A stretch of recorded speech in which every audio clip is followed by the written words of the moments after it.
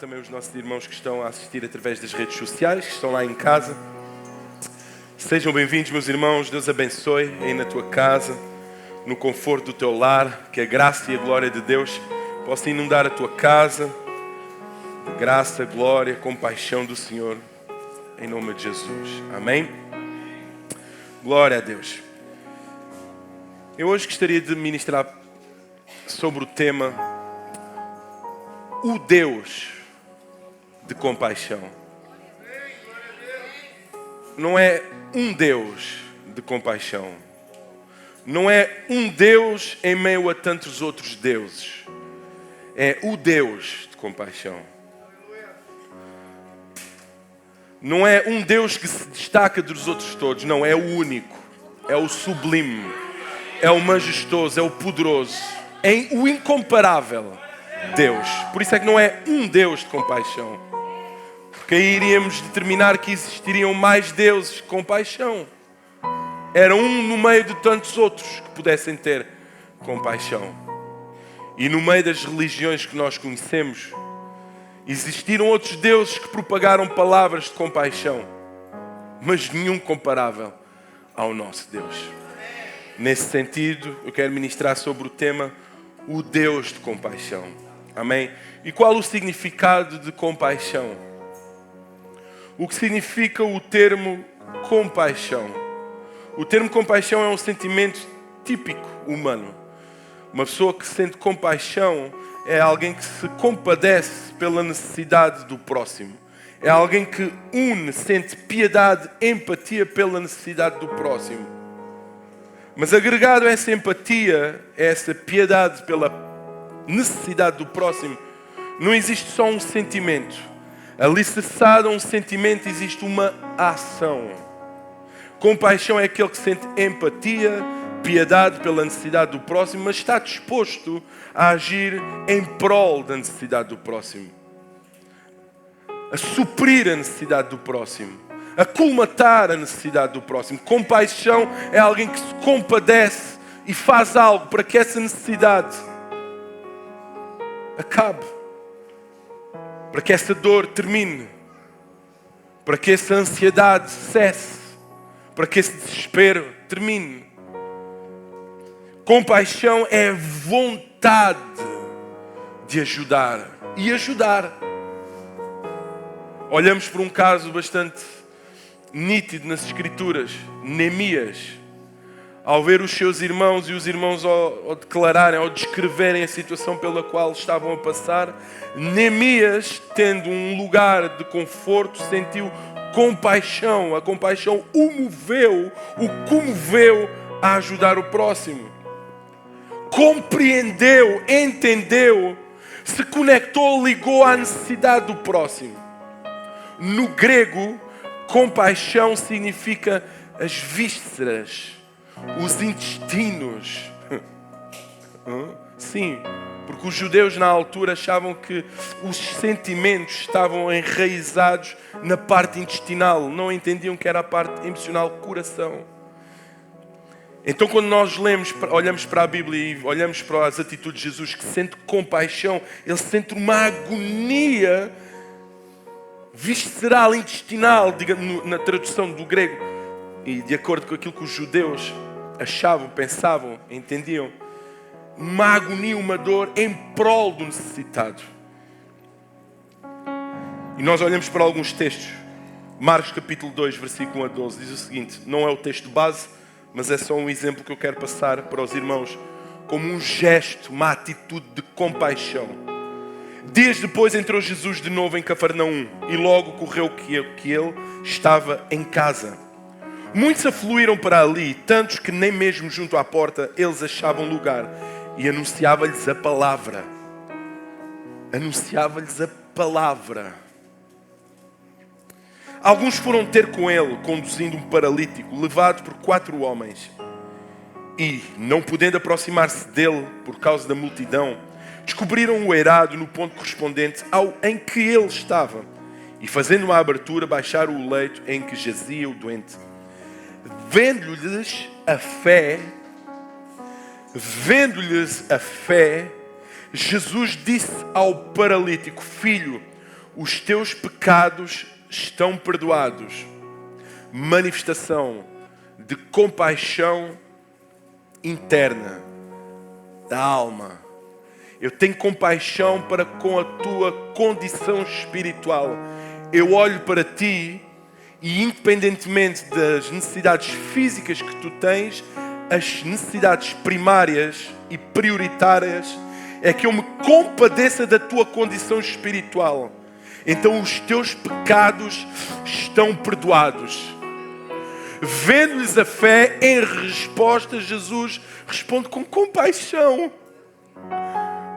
Compadece, sente agonia visceral, intestinal, desconforto em prol de uma necessidade espiritual. Que era o facto dele ser um pecador, dele ter pecado, dele que está mergulhado em pecado. Os teus pecados estão perdoados. Mas alguns dos escribas estavam assentados ali e arrazoavam em seu coração. Porque fala ele deste modo? Isto é blasfémia. Quem pode perdoar pecados senão um, que é Deus? E Jesus, percebendo logo por seu espírito que eles assim arrazoavam, disse-lhes: por que arrazoais sobre estas coisas em vosso coração? O que é mais fácil? Dizer ao paralítico: estão perdoados os teus pecados, ou dizer: levanta-te, toma o teu leito e anda? Ora, para que saibais que o Filho do Homem tem sobre a terra autoridade para perdoar pecados, disse ao paralítico: eu mando-te, levanta-te, toma o teu leito e vai para a tua casa. Por outras palavras, parafraseando, eu tenho também compaixão pela tua condição terrena, e depois de estarem perdoados os teus pecados, eu curo o teu físico. Agora vai, levanta-te, pega no teu leito e vai para a tua casa. Então ele levantou-se, no mesmo instante, tomando o leito, retirou-se à vista de todos, e a ponto de se admirarem todos e darem glória a Deus, dizendo: jamais vimos tal coisa. Por outras palavras, parafraseando, jamais vimos grandiosa misericórdia.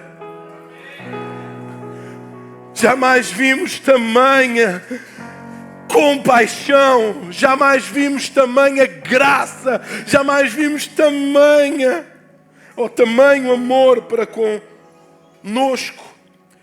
Outro episódio, João 9, versículo 1 a 7.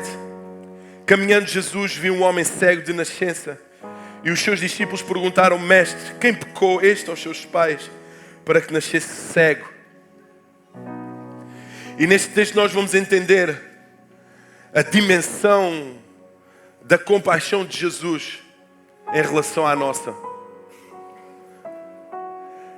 A resposta de Jesus, a iniciativa de Jesus perante uma situação que possivelmente a lei, possivelmente a cultura, possivelmente os fariseus, os saduceus, os sacerdotes, olhavam para o cego e a primeira coisa que faziam era julgá-lo pela condição que o mesmo estava. E os discípulos deixaram-se entrar na onda. Quem é que pecou? Foi ele ou o seu pai? E Jesus, de íntima compaixão, diz: meus amigos, não foi ele nem os seus pais. Tudo isto aconteceu, parafraseando, para que seja manifesta a compaixão de Deus pelo homem, para que seja manifesto a glória de Deus, para que seja manifesto as obras de Deus. Assim diz a Bíblia. Respondeu Jesus: nem ele pecou, nem os seus pais, mas foi para que se manifestem nele as obras de Deus. Por outras palavras, obras, o que são as obras de Deus? A compaixão de Deus para com os homens. Deus ama manifestar a sua compaixão para com os homens. Deus ama suprir as necessidades dos homens. Deus ama curar os homens. Deus ama libertar os homens. Jesus veio a este mundo para anunciar o reino de Deus e que fôssemos libertos de toda a opressão maligna. É necessário que façamos as obras daquele que me enviou. Enquanto é dia, a noite vem, quando ninguém pode trabalhar. Enquanto estou no mundo, sou a luz do mundo. Dito isto, cuspiu na terra e, tendo feito o lodo com a saliva, aplicou-o aos olhos do cego. Aquilo que uns faziam como repúdio, Desculpem a expressão. Enquanto uns faziam como nojo, sai daqui, pecador. Jesus o fez em demonstração de compaixão. Eles manifestaram repúdio, mas eu manifesto compaixão.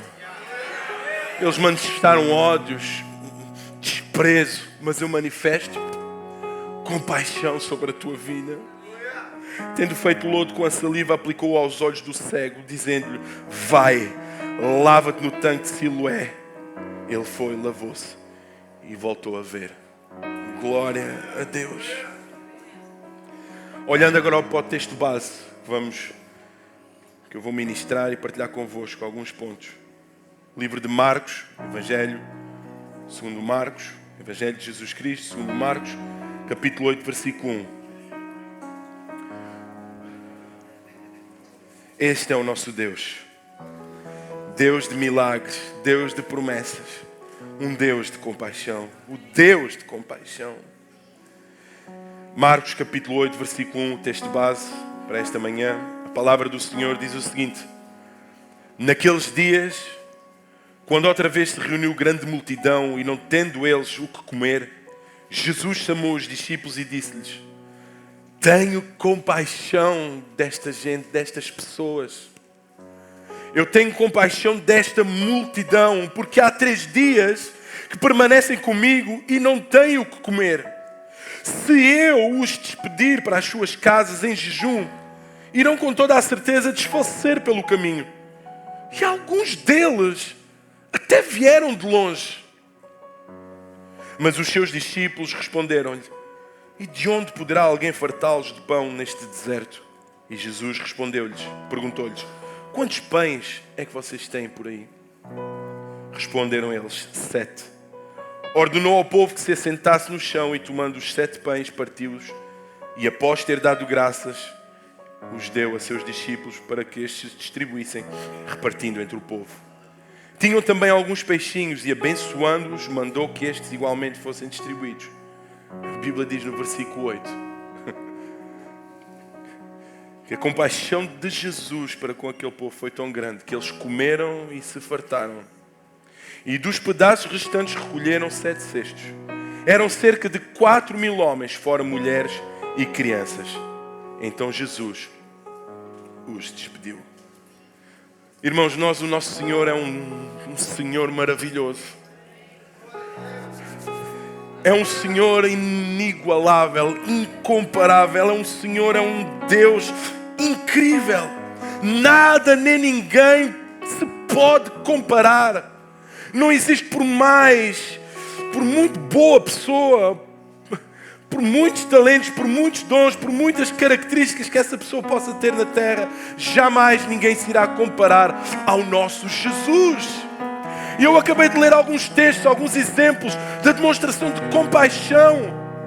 Independentemente da situação em que os mesmos estavam, Jesus demonstrou sempre a sua compaixão. Não foram as culturas, as leis, não foram os sacerdotes, não foram os fariseus, não foi o sábado, não, que impediu a manifestação de compaixão para com a vida daqueles pelo qual estavam a passar uma necessidade, quer física, quer espiritual. Perdoados estão os teus pecados. Espiritual. Levanta-te, pega o teu leito e vai para casa. Necessidade física. É blasfémia. Não. É compaixão. É compaixão de Deus. E quem é que se pode comparar ao nosso Jesus Cristo? Quem nesta terra pode reunir os seus atributos, as suas qualidades, as suas características, a sua bondade, ou até mesmo o seu amor? Quem possui tão grande amor senão o nosso Senhor Jesus Cristo? É esse o nosso Deus, é esse o Senhor Jesus que nós cultuamos e adoramos cada vez que nos reunimos aqui, nesta manhã, nas nossas casas. É um Deus magnífico, esplêndido. Sabem, Davi, a determinada altura, assustou-se no tocante à sabedoria desse Deus e diz: tal ciência para mim é maravilhosíssima, tão grande, tão alta, que eu não posso atingir. Davi ficou extasiado, assustado com tamanha grandiosidade do nosso Deus poderoso. O apóstolo Paulo constrange-se com a êxtase, com a grandiosidade do amor de Deus. Ao revelar a extensão, a largura, a profundidade do seu amor, ele diz: o amor de Cristo constrange-nos, provoca em nós constrangimento. Moisés, diante de tanta glória de Deus, prostrou-se com o rosto em terra e o adorou. A grande questão nos dias de hoje é o que causa em nós os atributos de Deus, o que causa em nós esta graça, este amor, esta compaixão, nos leva a prostrar diante de Deus, nos leva a arrepender-nos diante de Deus, leva-nos a constranger no nosso coração.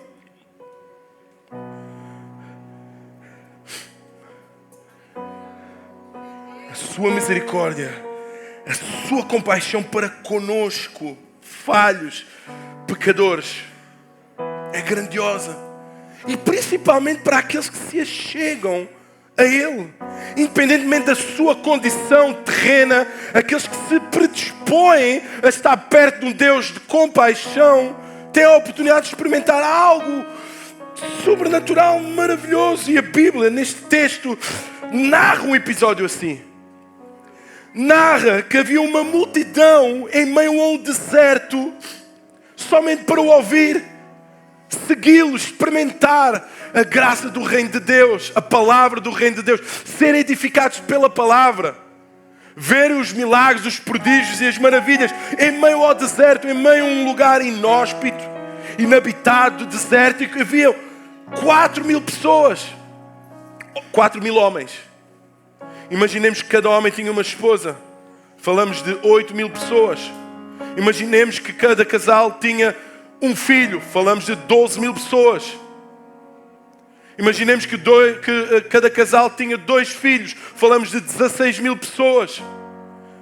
Aproximadamente 15.000 pessoas estavam com fome. Estavam necessitadas, precisavam de auxílio, precisavam de uma manifestação de compaixão. E neste caso, o evangelista Marcos usa o termo multidão. Uma multidão, 15.000 pessoas, uma multidão, um conjunto de pessoas.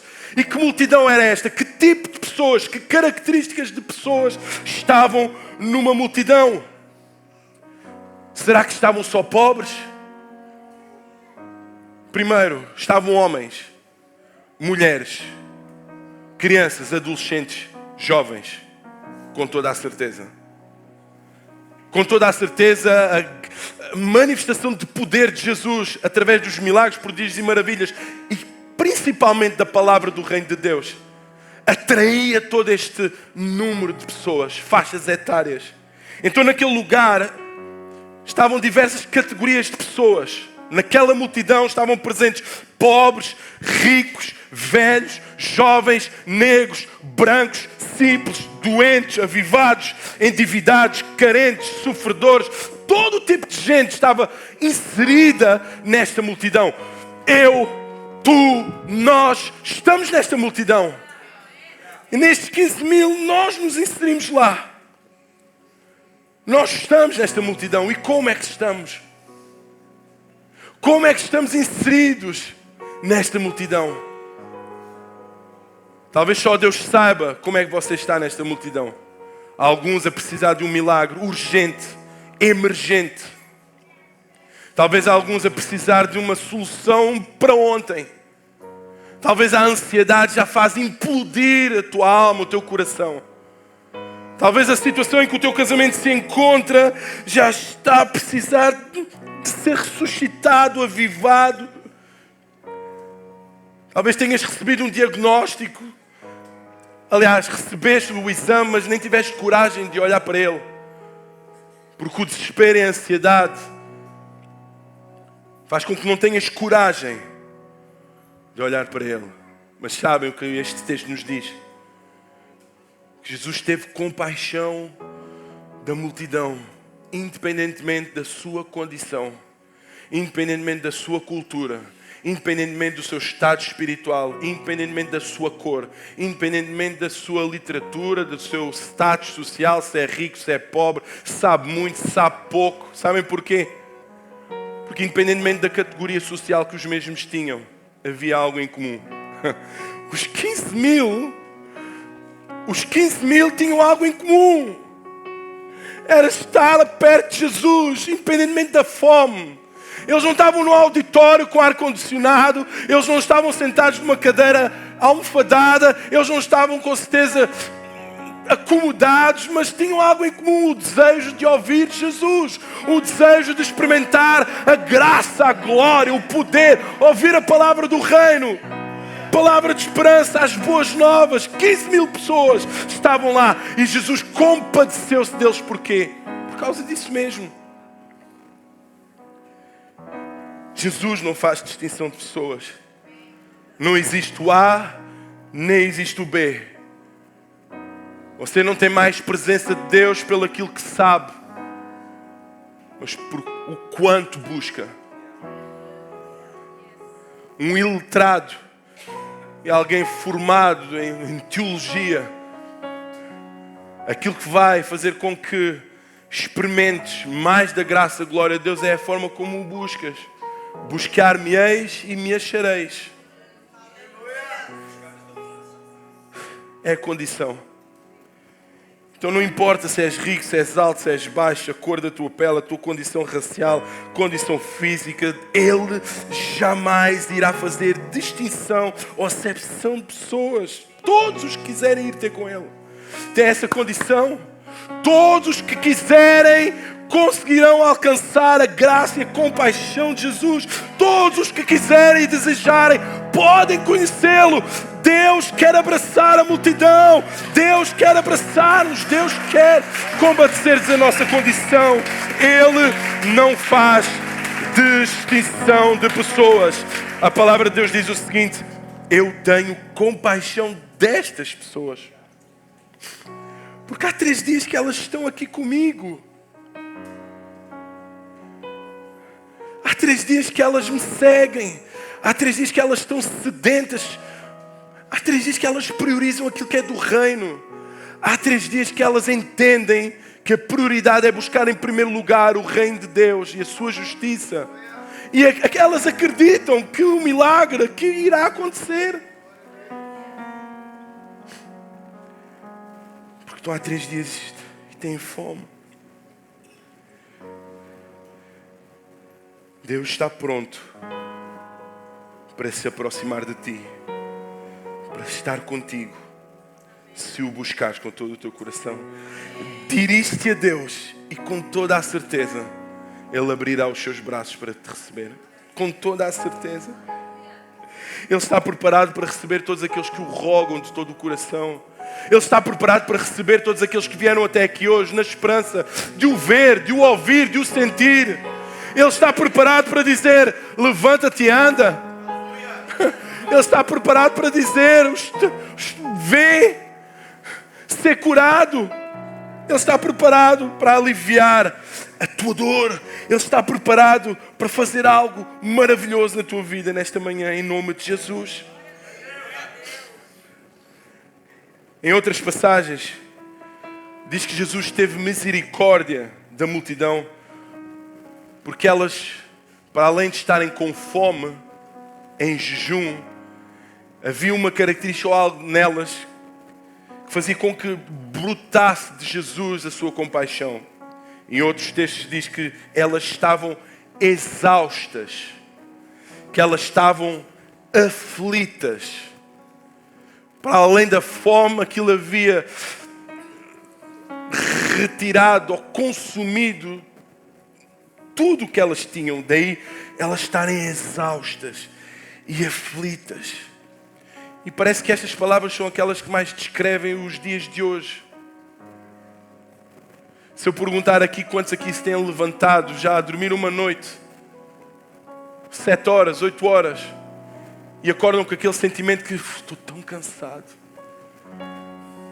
Sabem, são N irmãos que eu estou com eles, eles dizem, estou todo partido. Estou cansado, estou exausto, Nós olhamos para o panorama global e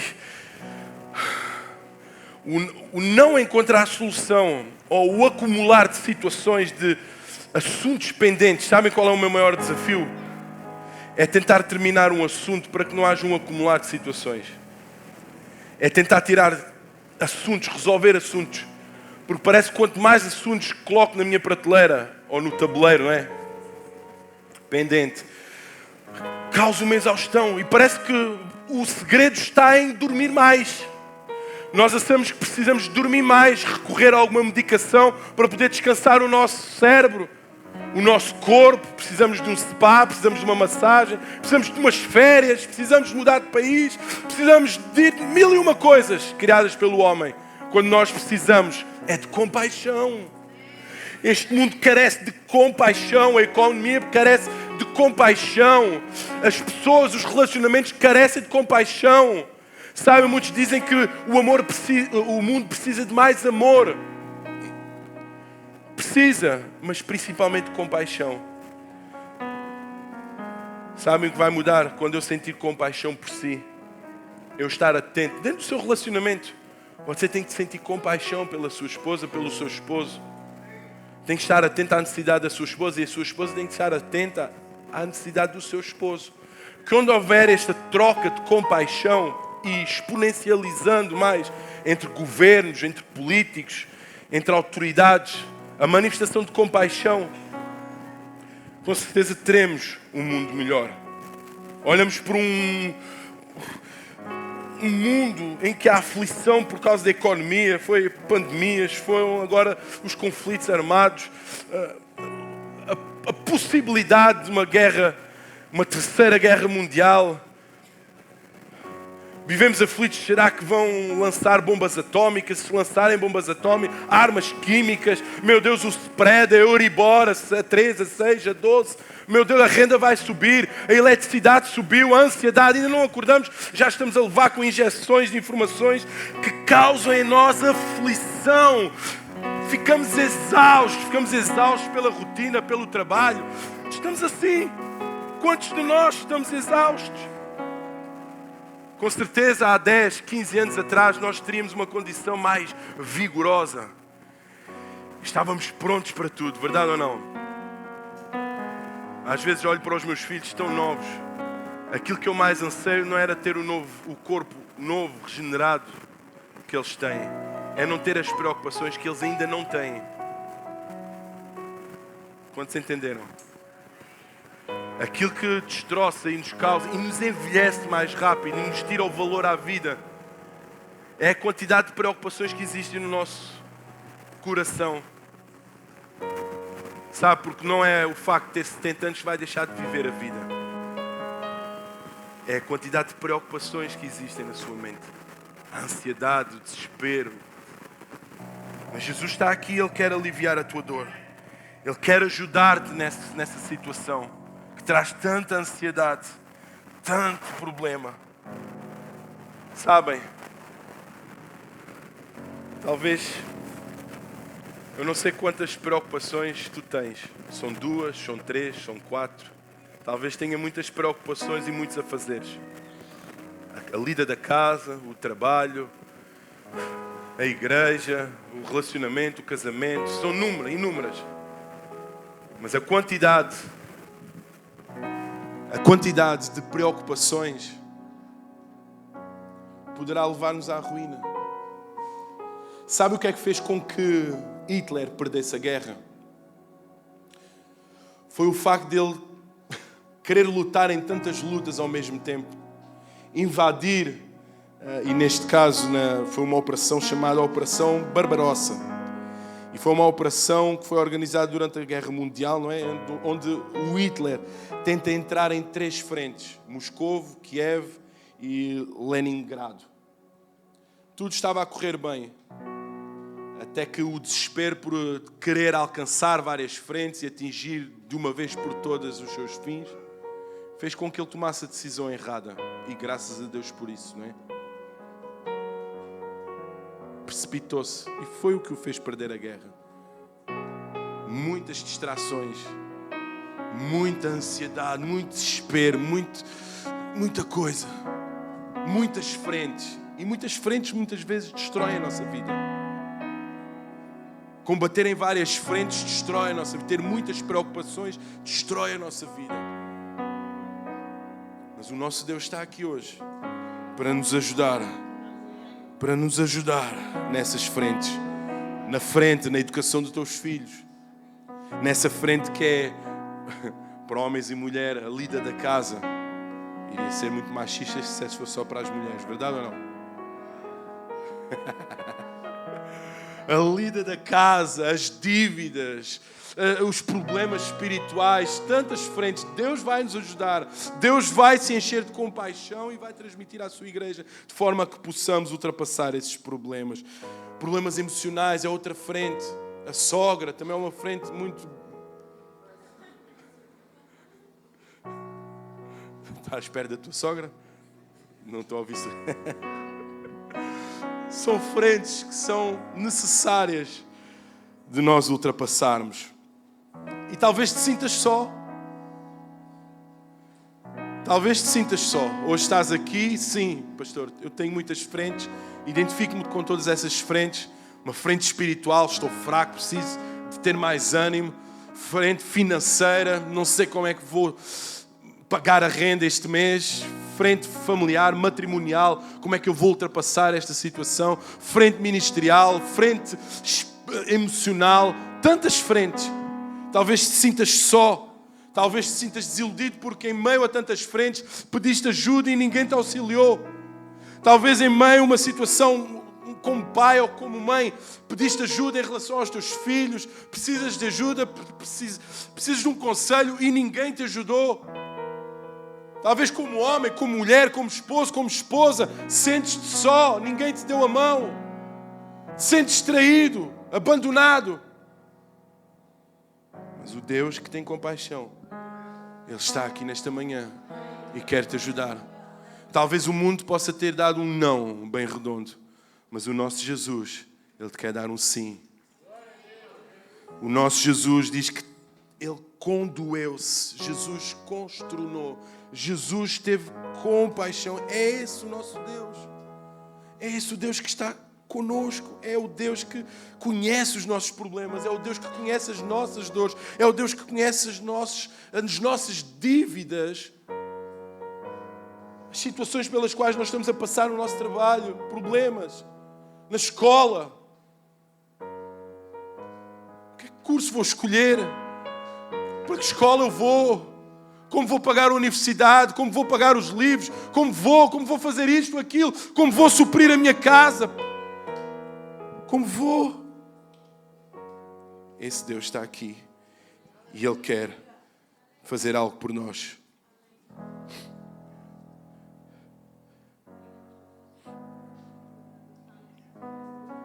Ele está aqui conosco. Tenho compaixão de todas estas pessoas, porque há 3 dias permanecem comigo e não têm o que comer. Existe um autor que diz que não existe na Bíblia outra pessoa senão Jesus que manifestou, que citou a palavra compaixão com a mesma intensidade que Jesus Cristo. Por outro lado, ou por outras palavras, Jesus Cristo é a compaixão de Deus encarnada nesta terra. Se existe palavra que foi encarnada nesta terra, foi Jesus. Foi a palavra compaixão através da forma humana de Jesus Cristo. Então Ele está connosco, Ele está aqui e Ele vai fazer algo poderoso na nossa vida, em nome de Jesus. Amém? Vamos ficar de pé.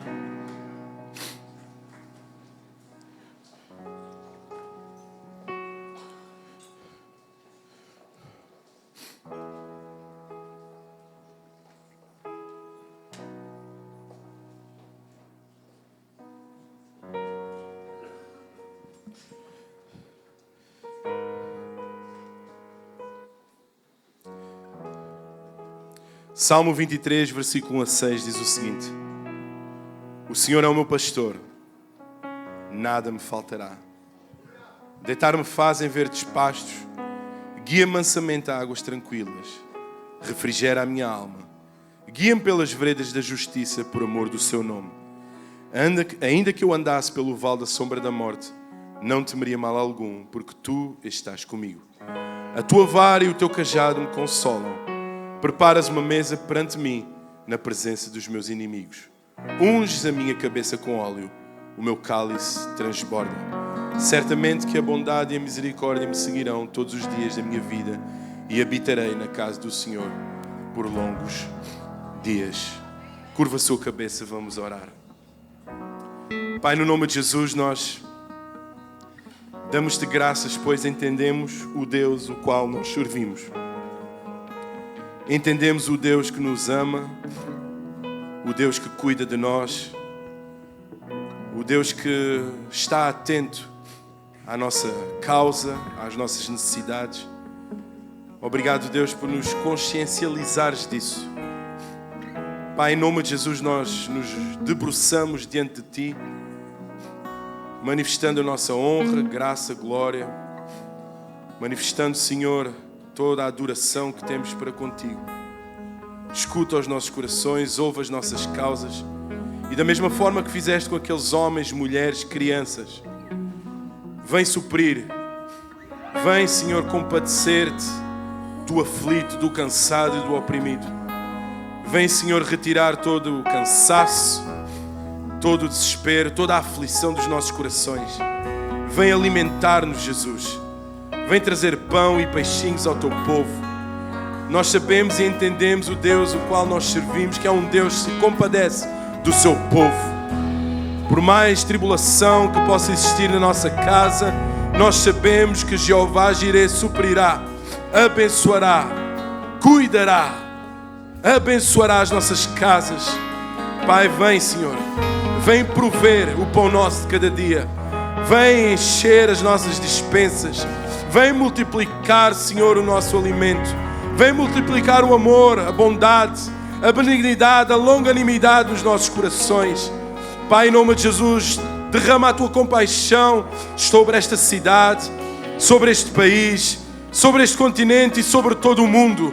Em nome de Jesus, que o ser humano possa sentir um pouco da tua compaixão e que essa compaixão se multiplique